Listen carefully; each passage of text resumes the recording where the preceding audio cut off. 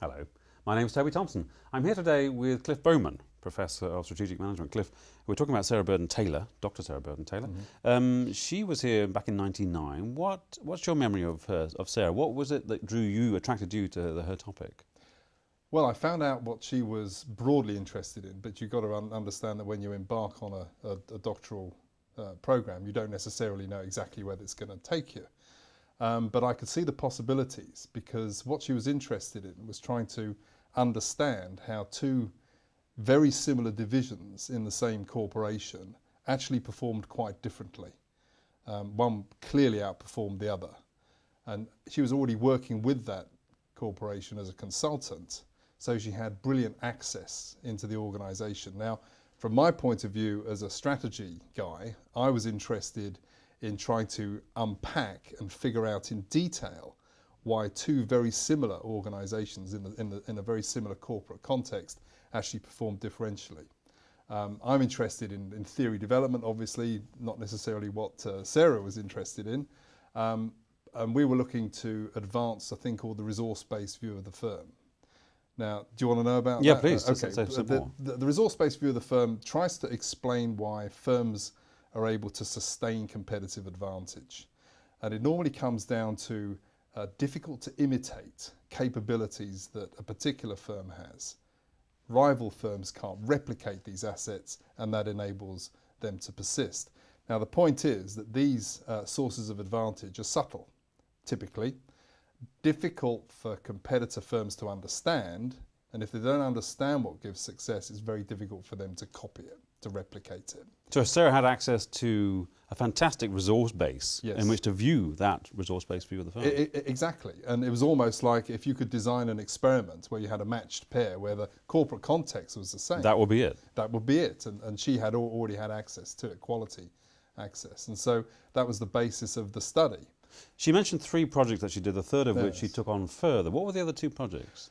Well, in trying to understand why A outperformed B, okay, from an RBV, resource-based view point of view, you need to understand why does this firm deliver better value to clients than this one. So the starting point in Project 1 was trying to understand value from a customer or client's perspective. Now, both of these firms provided mortgages through independent financial advisors to the final customer. So the clients in this case were the IFAs, the independent financial advisors. So we needed to understand what value meant to them. So if they view one as being better than 2, what is it that they value? And that was very revealing, because a lot of what was offered by the 2 different divisions was exactly the same. I mean, the product portfolio was the same, the rates were the same. And it got down to more subtle differences about how one division were able to solve problems more effectively, were able to be more honest in where they were in progressing the transaction. So Sarah's research revealed these differences. Yes, that's right. These things weren't necessarily obvious, okay.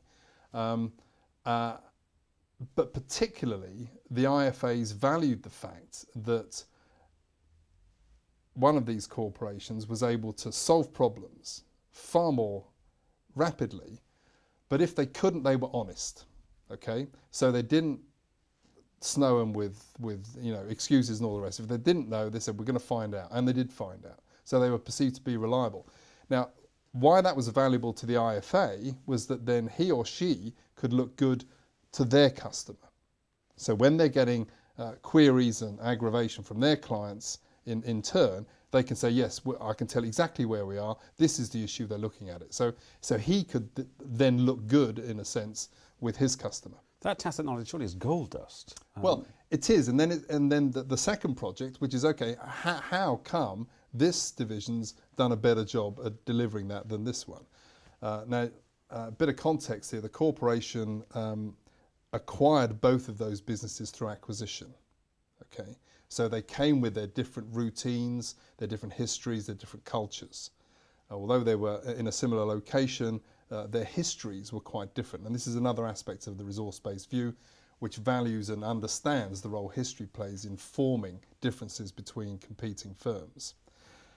Now, The second project was then digging very deeply inside the two divisions, particularly the successful one, to understand what was particular and peculiar about the way they did their practice, if you like, that enabled them to outperform the other division.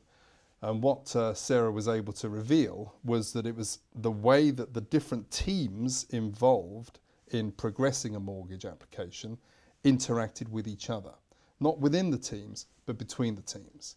And it was the quality of those inter-team interactions which was the source of advantage. No, as she said, she went on to use that knowledge in her own business. She did. Where can you go if you're thinking of doing a DBA? Where can you go? Is there a way to view that, or is it all spontaneous and serendipitous? You don't know where it might lead to.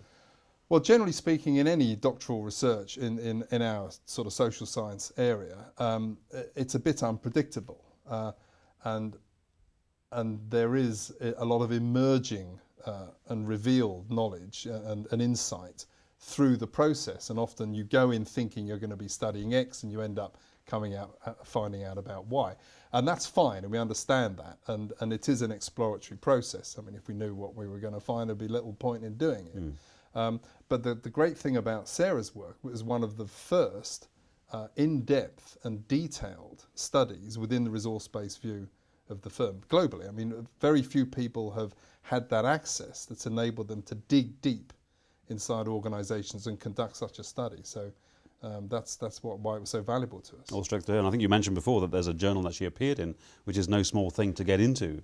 Well, there's this, Human Relations. I mean, this is a 4-star journal. It's a top journal, probably number 1 or 2 in the UK. Now, to get published in here, you've got to do quality work, and she did, and that's another output from her work. So something with the panels, something that you did, something that she brought, obviously made that a very fortuitous combination. Yes, exactly. Yeah. We created new knowledge, and that's where it is. That's the output. Yeah. Cliff Bowman, thank you very much indeed for your time today. You're welcome.